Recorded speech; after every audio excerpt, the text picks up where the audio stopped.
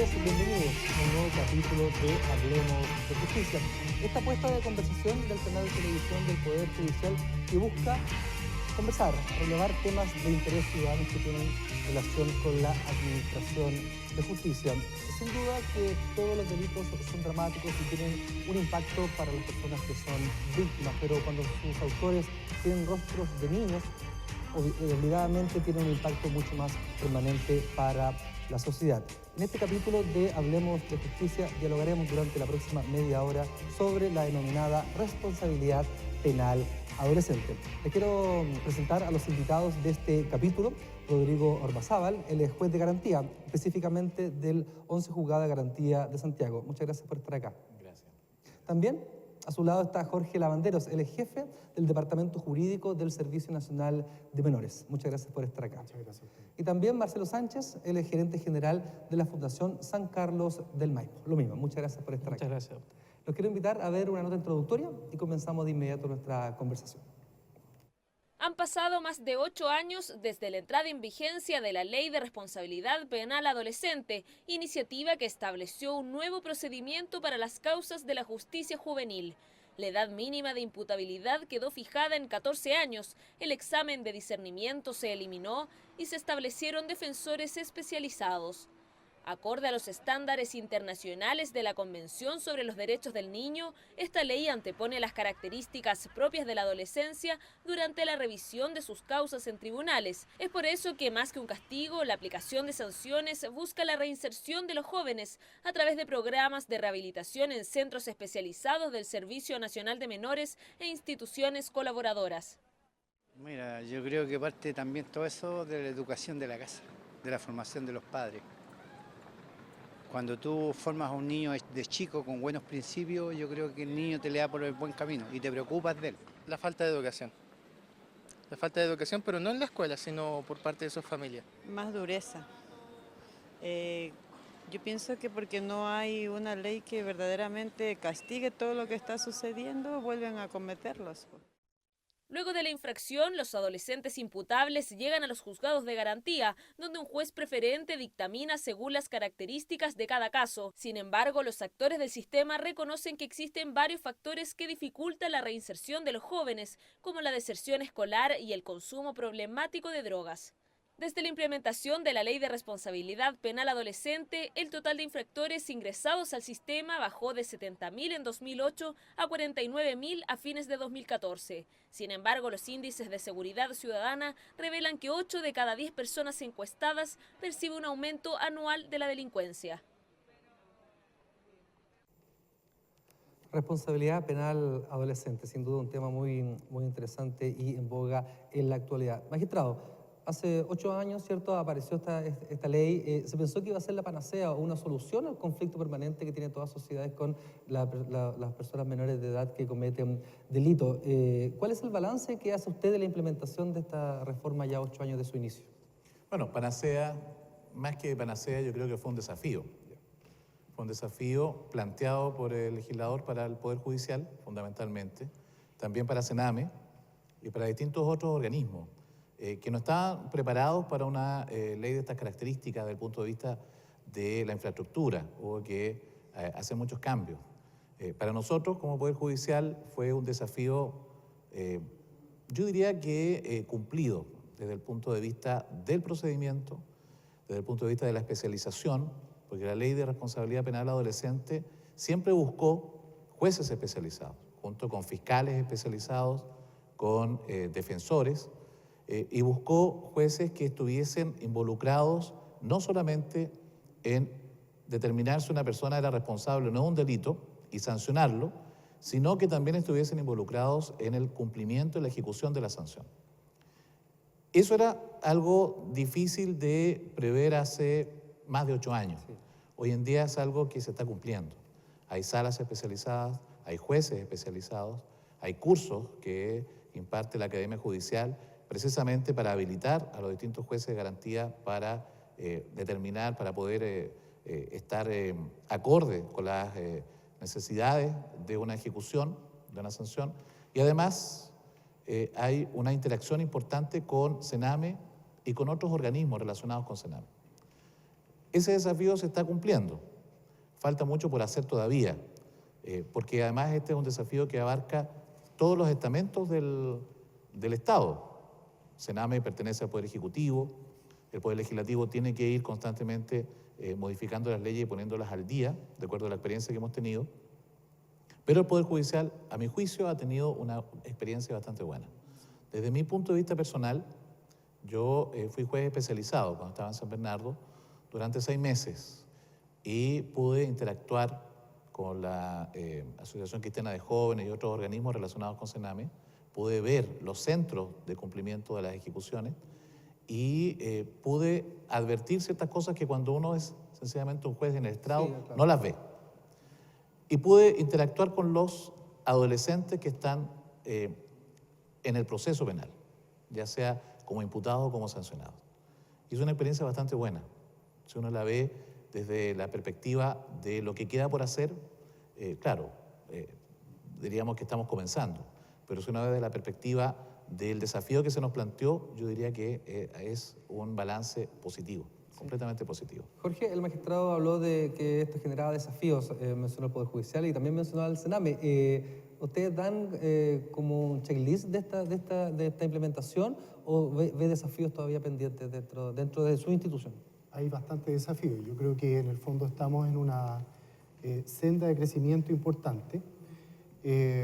Como servicio público dependemos, por cierto, de una ley de presupuesto que ha incrementado año a año, y no solamente de recursos, sino que también de poder implementar de acuerdo a los desafíos que nosotros mismos hemos podido pesquisar como necesario a través de los distintos estudios, a través de las distintas retroalimentaciones que provienen incluso desde la misma sociedad civil, que es un gran ente que nos permite a nosotros seguir creciendo y mejorar nuestra intervención psicosocial.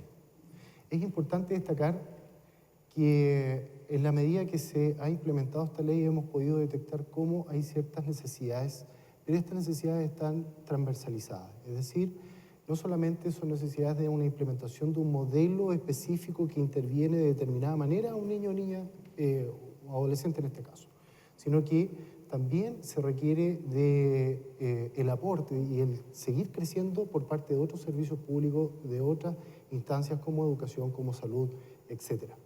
Especialmente cuando vemos que los adolescentes que ingresan a los centros son jóvenes que están altamente dañados. No nos olvidemos que ellos también son sujetos de derecho en el marco de la Convención de los Derechos del Niño y por lo tanto ellos también son acreedores, ¿cierto?, de parte del Estado de ofrecer todas las garantías o cautelas para efectos de poder revertir la situación de desprotección en que ellos se encuentran. Es difícil plantear esta situación frente a la opinión pública que, por cierto, tiene una opinión quizá un poco sesgada a propósito de lo que es la delincuencia y de la comisión de delitos por parte, ¿cierto?, de adolescentes. Creemos que en eso está influenciado en gran medida por, como decía yo antes, el nivel de daño. La mayoría, por no decir todo, más del 90% de los adolescentes que ingresan con patologías duales. Eso significa que el joven tiene a la base consumo problemático de alcohol y drogas o drogas, como también enfermedades mentales que no han sido tratadas. Más del 80% de los adolescentes tampoco desde el día en que nacieron recibió ninguna atención médica especializada. Y más del 80% también de los adolescentes tiene una brecha educativa que va entre 1 año y 10 años de educación formal. Claro. Concordamos que con la implementación de esto el desafío se transformó no solo para las instituciones directamente relacionadas, sino también para el Estado como tal, o la sociedad como tal. Le quiero preguntar a Marcelo, él es uno de los agentes, o su institución es de la gente de las agencias que apoya la labor del Sename. Le quiero preguntar a usted si concuerda o no con el balance que hacen las autoridades, tanto a nivel del Sename como del Poder Judicial, y qué mirada tiene usted sobre una de las palabras más utilizadas cada vez que hay delitos de menores de edad, sino la reinserción, la rehabilitación, sí. ¿Cómo ingresan de nuevo a la sociedad? No, lo que pasa es que yo creo que la primera forma de abordar la ley penal adolescente o de alguna forma la justicia juvenil es también entender los fundamentos y el sentido amplio que tiene. O sea, esto no nace espontáneamente a partir de la 20.084. Claro. O sea, nace porque hay un contexto de derecho internacional, hay una convención de los derechos del niño, como indicaba Jorge. Hoy día, hace unos días, la presidenta ya ha mandado un proyecto de ley o parte de un proyecto de ley con el que se pretende instalar una nueva institucionalidad jurídica de protección de los derechos y de la garantía de los niños. Entonces, acá no es un fenómeno aislado la administración de justicia. Evidentemente, un sistema penal que reconoce todos estos principios que están contenidos en la Convención de los Derechos de los Niños requiere una administración especializada, requiere de alguna forma agentes que de alguna forma, ya sean los jueces, ya sean los fiscales, ya sean los defensores, las instituciones que están relacionadas, se comporten de acuerdo a los elementos que el legislador ha pretendido establecer en este marco jurídico para hacerlo coherente con los compromisos internacionales y los que estamos adquiriendo nosotros con nuestra infancia. Entonces, quizás el primer elemento a discernir cuando uno hace una evaluación de la implementación de la ley penal adolescente es decir, bueno, hemos logrado los objetivos de rehabilitación, de reinserción que se pretendía en el marco de esta ley. Recuerden que la ley penal adolescente, a diferencia de la ley penal adulta, pone el énfasis en la prevención, en la rehabilitación, en la reinserción. Luego, efectivamente, si bien es cierto, hemos avanzado en la administración de la justicia, hemos avanzado también en proponer programas que han tenido efectividad y que de alguna forma han ido aumentando gradualmente, insuficientemente, pero de manera gradual, sus coberturas hacia programas que tienen un poquito más de evidencia y que tienen mejores resultados. Las cifras globales nos dan tasas de quebrantamiento de condena del orden del 60% y tasas de reincidencia que se mueven entre el 40 y el 60%. O sea, evidentemente ahí hay un desafío pendiente respecto de la capacidad de reinserción que tiene nuestro sistema penal juvenil. Y en segundo lugar, aparte de los elementos que son propios de la rehabilitación, de la reinserción con los agentes especializados, está el tema de la prevención. Y ya Jorge también apuntaba a algo que es fundamental y que tiene que ver con las características o las causas estructurales que están a la base de las trayectorias delictivas. La deserción escolar, el consumo problemático de droga y alcohol, la violencia, hoy día el surgimiento de pandillas, etc. Entonces, creo que el esfuerzo por parte del Estado, por parte de la sociedad, por parte de los distintos actores, debe estar tanto en la prevención como en la rehabilitación. Y más bien, si tuviéramos que decir en qué estamos al debe, yo creo que son los dos aspectos donde todavía nos falta mucho camino por recorrer. Hemos avanzado en institucionalidad, hemos avanzado en especialización, pero tanto los objetivos fundamentales sobre los cuales es la piedra angular de la ley penal adolescente, que es la reinserción efectiva de los niños, como también la prevención, son elementos que están al debe. Sí. Es la reforma al Sename, que está cierto hace ya algunos años en el Parlamento, la que puede cambiar este escenario de déficit o no, o debería haber otra institución a cargo, debería haber un compromiso social completo para poder, lo que dice usted, que la gente no, que los niños no vuelvan o que los adolescentes no vuelvan a cometer delitos. Le dejo la palabra a quien estime. Bueno, sí, nosotros estimamos de que la ley penal adolescente traía este tremendo desafío. Y por cierto que se han mejorado las tasas en cuanto, por lo menos, lo que refiere a la reinserción en algunos aspectos importantes. Hay que tener presente de que solo el 3,6% de los delitos en Chile son cometidos por adolescentes. Por lo tanto, también ahí hay una mirada un poco sesgada quizá respecto de cómo hemos, entre comillas, satanizado en alguna medida al adolescente, que se piensa o se cree que es el gran responsable de los delitos cometidos en nuestro país. No es tan así. Las tasas, aun cuando lento, han ido bajando paulatinamente, se ha visto una mejoría, se están implementando nuevos planes y programas, pero no podemos depositar única y exclusivamente en eventuales reformas que en este caso al Servicio Nacional de Menores se puedan realizar y con eso solucionar de fondo el problema. Yo creo que el problema es mayor, es un problema que eventualmente va a contribuir en la medida que exista también responsabilización social respecto de nuestros hijos. Claro. Rodrigo, la gente ve la noticia, la gente se entera por los medios de comunicación de los delitos protagonizados por menores y dice, siempre quedan libres. Le creo que se nos puede explicar la fundamentación teórica que tiene la reforma procesal penal en la implementación diaria, porque claramente tiene características distintas a la ley penal adulta. La puerta giratoria, eso. La puerta giratoria de los niños, no lo quería Sí. decir así, pero usted lo dijo. No, pero, está bien. pero Sí, tiene sale, matices que tienen que ser muy claramente explicados para entender por qué un menor de edad ante un delito particular, ¿cierto?, similar a un adulto, tiene otras condiciones para cumplir la pena. Sí, bueno, la puerta giratoria es por decirlo así, una figura, ¿no es cierto? Una figura que cayó muy bien y que como toda figura es una caricatura. Puede tener algunos elementos ciertos, pero en general es una caricatura que exagera la realidad. ¿Y por qué la exagera? Porque en general nosotros hemos dicho siempre que cuando hay antecedentes suficientes para entender que hay un delito y se ha cometido ese delito, uno generalmente, a petición del Ministerio Público, deja en prisión preventiva a aquella persona que considera un peligro para la seguridad de la sociedad, que es un término técnico, que no significa que esa persona vaya a salir con un cuchillo, sino que es un término técnico. Eso es en general. Respecto de los adolescentes también ocurre lo mismo. Lo que pasa es que respecto de los adolescentes existe una rebaja obligatoria a la pena, que estableció la misma ley 20.084 y que es de toda lógica. Si un adulto, por ejemplo, arriesga una pena de 5 años y un día, lo más lógico es que un adolescente arriesgue una pena inferior. Lo más lógico, porque se entiende que el adolescente, por múltiples motivos, está menos preparado, por último, para entender cabalmente las consecuencias de lo que hace. Y la ley lo establece. Entonces, cuando establece una rebaja obligatoria de un grado completo, que puede significar 2 años, que puede significar 1 año y medio, de 540 a 3 años, por ejemplo, son diferencias que son bastante importantes.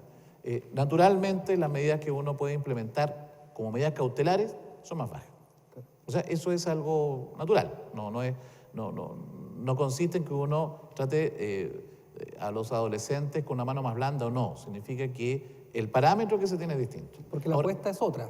Claro. No solo sancionar, sino reinsertar, claro. Ahora, por algo la ley 20.084 estableció esa baja. Claro. No solamente estableció la rebaja, estableció otros principios que ojalá la opinión pública lo tuviera claro. Por ejemplo, en el caso de que participen un adulto y un adolescente en el mismo delito, el adolescente no puede tener una sanción mayor que el adulto en esas circunstancias.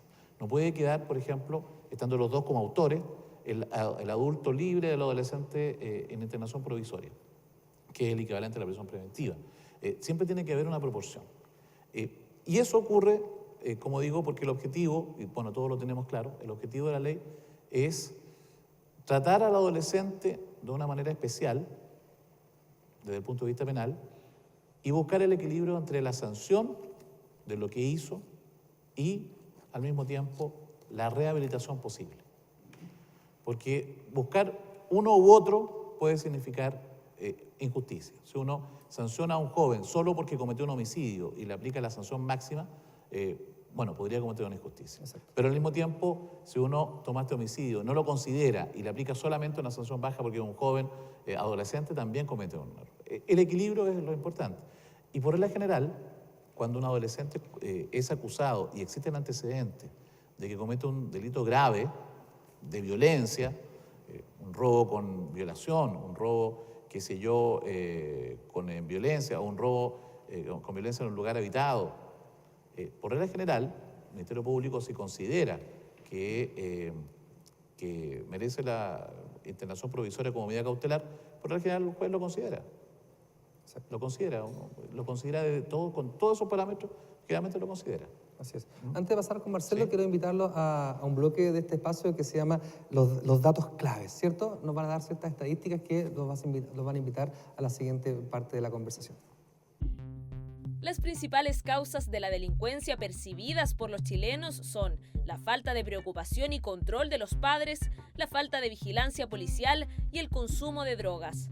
En Chile, el 47% del total de la población penitenciaria inicia su carrera delictiva a los 13 años. En 2014, 1.575 adolescentes permanecieron en centros de internación provisoria, régimen cerrado y semicerrado administrados por el Sename. Marcelo, preocupación de los padres, familia, arraigo, ¿cierto?, cultural dentro de su entorno. Y también falta de vigilancia policial son los datos que más se repiten. Usted que tiene contacto, su fundación y también otras, directamente con los niños y con los adolescentes, ¿es así? La verdad es que ahí de hecho se cita un estudio que realizamos nosotros de exclusión de la población penal y que encuestó a más de 2.000 internos en 9 penales, la Fundación San Carlos de Maipo junto con Paz Ciudadana y Gendarmería, la Unidad de Derechos Humanos. Hicimos este estudio precisamente para poner esta cifra en duro, porque siempre se hablaba de que la mayoría de los internos habían tenido papás presos, mamás presas, etcétera, y nadie sabía cuál era el dato duro. Y nosotros pudimos determinar que alrededor del 50% había tenido algún adulto responsable, cercano, que estuvo en la cárcel. Que 1 de cada 4 tuvieron un papá o una mamá en la cárcel. Que comenzaron sus trayectorias delictivas a los 13 años. Que gran parte de ellos ya había consumido drogas y alcohol. Que en el entorno donde vivían ya tenían entornos donde se traficaba, donde había también entornos de violencia. 46% habían participado en pandillas, es decir, de manera muy temprana ellos se habían involucrado en su entorno delictivo para iniciar carreras delictivas que lamentablemente no hubo un elemento preventivo que permitiera detenerla a tiempo. Cuando llegan a la cárcel, otro dato relevante, casi el 43% de los internos varones habían pasado por centros de Sename, habían tenido una experiencia ya sea en el sistema de protección o en el sistema de internación. Es decir, de alguna forma, el Estado, dentro de todos los elementos que podía haber colaborado dentro de la prevención, evidentemente cuando alguien llegaba a la cárcel había tenido una historia de fracaso. Yo creo que no obstante eso, el pensar que solamente los actores acá involucrados, los tribunales de justicia, el Sename, tenemos responsabilidad de esto, es ser muy limitado para el análisis. Nosotros tenemos que mirar la sociedad en su conjunto, la falta de educación, la falta de salud. Fíjate que el 30%, casi el 32% de los internos no tenían ningún sistema de salud antes de entrar a la cárcel. Es decir, las cifras de la población normal es de un 3%. Es decir, 10 veces la cifra de la población normal. Consumo problemático de droga y alcohol del orden del 58%, comparado con la población normal que es del orden del 5, el 6, el 7, el 11%.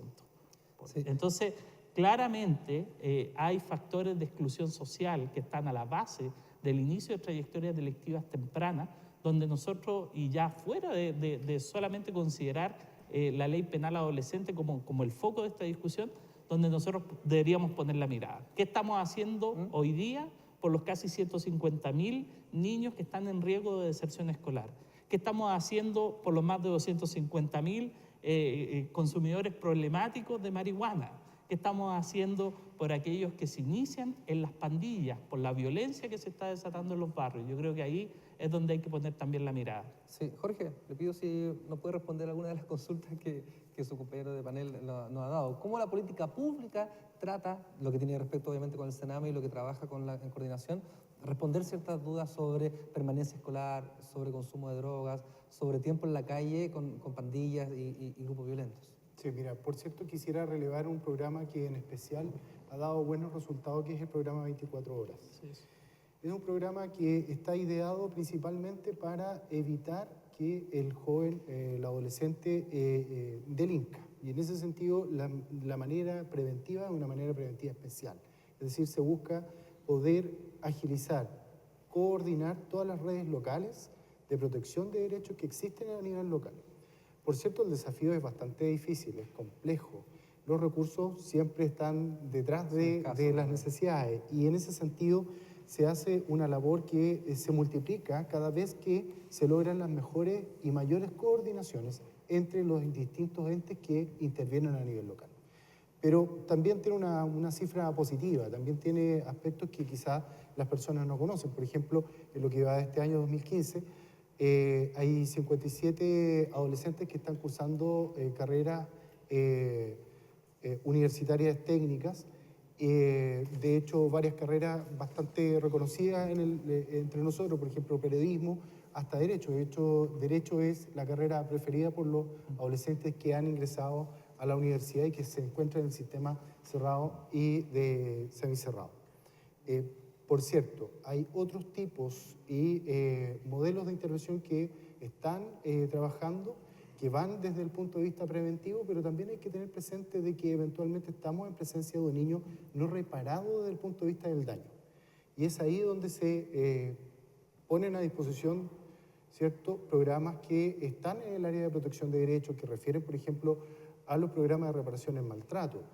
Si uno pudiera mirar, se ha hecho estudios respecto del tema, de aquellos, por ejemplo, tanto adolescentes como adultos, que hayan cometido delitos de connotación sexual, en muchos, un porcentaje altísimo de ellos son personas que han sido víctimas de delitos sexuales. Entonces, en la medida en que yo logre una mejor reparación de ese daño, evito con ello, ¿cierto?, que se produzcan a futuro, él se transforme, ¿cierto?, en un agresor sexual. Sí.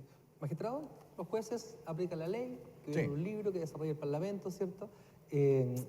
Pero, ¿qué política pública cree usted que podría ayudar o qué cambios podría perfeccionar un poco el sistema? Se me viene a la mente, por ejemplo, los tribunales de tratamiento de drogas o políticas similares que podrían dar un acompañamiento o una mirada no estrictamente legal a la problemática. Sí, se ha buscado un poco atacar uno de los factores que es la drogadicción. Claro. Se considera que la drogadicción es algo que tampoco está muy determinado. ¿Cuál es el porcentaje de delitos que se cometen por la droga? Ya sea para consumir droga, ya sea motivado por la droga, ya sea dentro de un ambiente de narcotráfico, por ejemplo. Pero se está intentando. El TTD es un tribunal de tratamiento de drogas que no está para los adolescentes, lamentablemente, y que busca utilizar una fórmula que existía, que es la suspensión condicional del procedimiento para aquellas personas que no tienen antecedentes, que en lugar de ir a un juicio, se les suspende el juicio y a cambio de ello se someten a un tratamiento de droga, con seguimiento mensual. Entonces el imputado va todos los meses y le dice al juez, mire, he estado cumpliendo, no he estado cumpliendo, he estado bien, no he estado mal. El juez obviamente lo sabe, porque se le ha informado previamente cómo ha sido su comportamiento. Ha tenido, yo diría, bastante éxito, por lo menos desde el punto de vista personal. Yo creo que he visto muchos casos positivos, pero es una experiencia muy acotada. Es acotada a aquellas personas que no han tenido nunca antecedentes previos. Entonces, no sé si eso realmente pueda servir como un elemento para determinar si va a resultar a todo nivel. Nosotros estamos abiertos como Poder Judicial en general a aceptar todo tipo de alguna manera, incentivo por parte del legislativo o del ejecutivo, de alguna modalidad para que nosotros podamos participar en la prevención, ya sea una suerte de tribunal de tratamiento de drogas extensivo a todos, ya sea programas de prevención en relación con los adolescentes.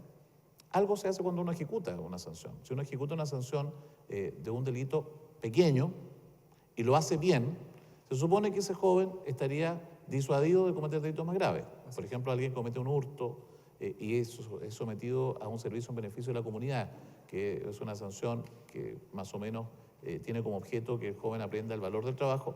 Eventualmente esa persona no debería cometer delitos más graves. Eso es un poco también el objeto de la ley, ser preventiva. Pero, por supuesto, la labor principal de la prevención no descansa en el Poder Judicial. El Poder Judicial regula y sanciona delitos ya cometidos. Si la ejecución de la sanción sirve para prevenir, fabuloso. Pero en general, y no es que me esté pasando la pelota, digamos, a los otros poderes del Estado, pero en general la prevención es una cuestión propia ya sea del Ejecutivo o del Legislativo. Sí, absolutamente. Una sola opinión, que me parece excelente el programa que ha señalado el señor Lavandero, pero yo diría que desde siempre uno debería pensar que un joven cuando sale del colegio, cuando abandona el colegio, en cuarto, quinto básico, el Estado debería estar ahí como para decir qué le pasó a ese joven, ¿no es cierto? La detección muy temprana del conflicto. Debería decir, bueno, este joven, ¿por qué dejó de ir al colegio? Porque sus papás quedaron presos, porque se fueron, porque lo abandonaron. Y eso me parece que requiere una institucionalidad importante. Porque si un joven, y yo coincido perfectamente con el señor Lavandero, cuando llegan jóvenes imputados, generalmente los planes de intervención lo primero que hacen es ver droga y ver que se equipare se normalice la situación académica, Escolar. la situación escolar. Porque la mayor parte de ellos abandonó el colegio en algún momento. Y uno dice, si lo abandonó hace 5 años, estamos esperando a que cometa un delito para que llegue al tribunal y se le pueda ayudar. Entonces, por ahí puede ser. Eso es una de las tantas cosas que generalmente uno piensa, en mi caso, como un ciudadano, desde el punto de vista de la prevención. La última parte de este programa tratamos de levantar un poco los requerimientos de la ciudadanía y salimos a la calle a hacer las consultas sobre la temática en particular. Los invito a ver la primera pregunta ciudadana.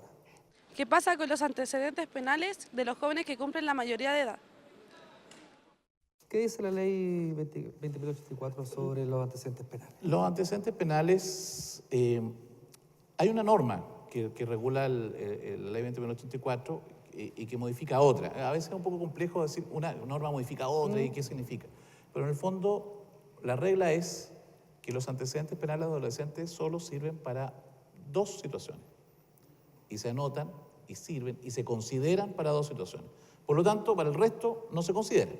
Se consideran para el ingreso a ciertas instituciones, Fuerzas Armadas, Carabineros, Investigaciones, Gendarmería, y en ese caso un joven que ha cometido delitos, ese antecedente está para los efectos de ingresar. Pero no es público para no es público, sino para cuando uno, si eventualmente ese joven quisiera postular, el certificado de antecedentes aparece para esos efectos.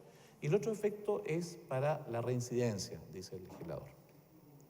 Eso significaría eventualmente que para los efectos de que el joven, siendo adulto, cometa nuevos delitos, esas sanciones como adolescente se considerarían. Sí, Ahora, ¿para qué? Eso es otra cosa, es una cuestión de fondo. ¿Para qué se van a considerar? Como un agravante de reincidencia, para eliminar para que no se considere como atenuante y la reprochable conducta, es una cosa de fondo.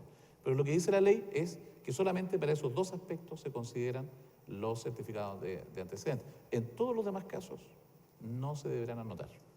Los invito a ver la segunda pregunta ciudadana. Si un adolescente que conduce ebrio atropella a una persona, la mata y se fuga, ¿se le aplica la ley Emilia? Lo mismo. Le doy la palabra a Jorge. Sí. Magistrado. Sí, bueno, básicamente se aplica, pero también hay que tener presente que la Ley de Responsabilidad Penal Adolescente, la 20.084, establece un régimen penal atenuado y por lo tanto no es la misma sanción que recibiría, por cierto, el adulto. El magistrado lo explicaba hace un rato.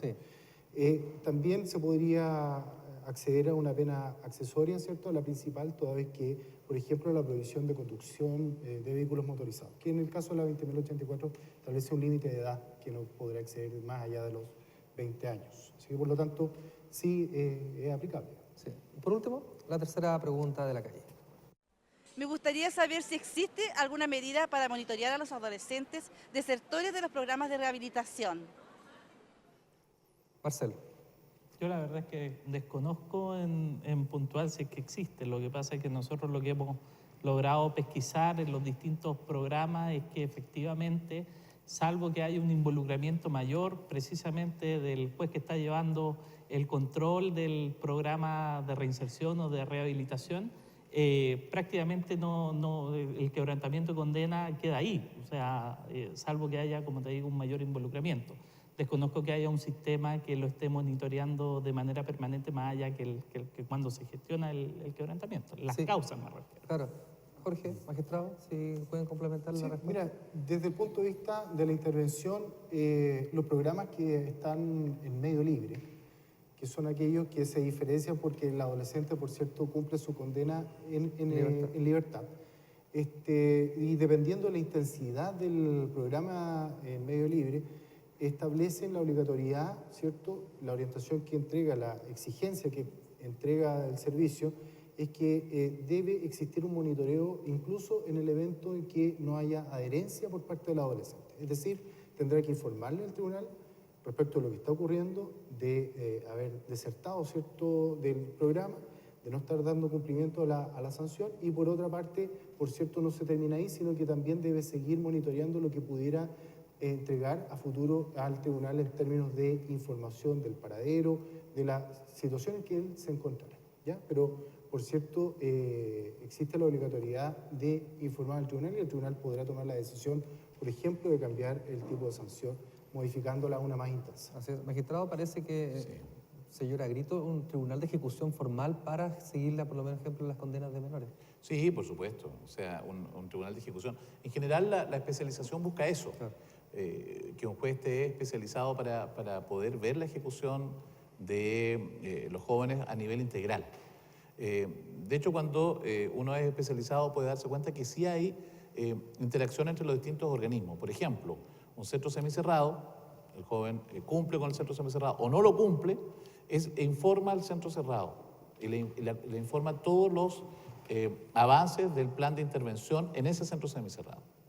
Entonces, si uno eventualmente lo quebranta, el centro cerrado al cual uno quebrantó puede ver todos los antecedentes del semicerrado. Lo mismo ocurre con libertad asistida, que son medio libre.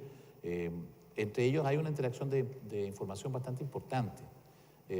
Yo diría que incluso cuando un joven está en internación provisoria, que es cuando ni siquiera ha estado condenado, sino que está derechamente privado de libertad por una medida cautelar, incluso allí se hacen ciertas intervenciones que son bastante valiosas, y esas intervenciones después son informadas al organismo, a la institución que se encarga de desarrollar la sanción. Entonces, esa información existe y yo diría que es bastante fluida. En general, uno como juez, cuando ve a un joven que ha quebrantado, yo diría que tiene todos los antecedentes. O sea, perfectamente le puede preguntar a los distintos delegados y los delegados van a decir sí, efectivamente cumplió, no cumplió, la sanción anterior tampoco lo había cumplido. En general existe esa información. Perfecto. Ahora, por supuesto, siendo un juzgado de ejecución constante, eso es mucho más fácil de realizar. Obviamente. Rodrigo Ormazábal, juez de garantía. Don Jorge Lavandero, jefe del Departamento Jurídico del Servicio Nacional de Menores, y también Marcelo Sánchez, gerente general de la Fundación San Carlos del Maipo. Fueron los invitados en este capítulo de Hablemos de Justicia. Les quiero dar las gracias, muchas gracias por estar acá. Muchas gracias. Muchas gracias también. Por mi parte me despido y nos reencontramos en un próximo capítulo de Hablemos de Justicia. Hasta pronto.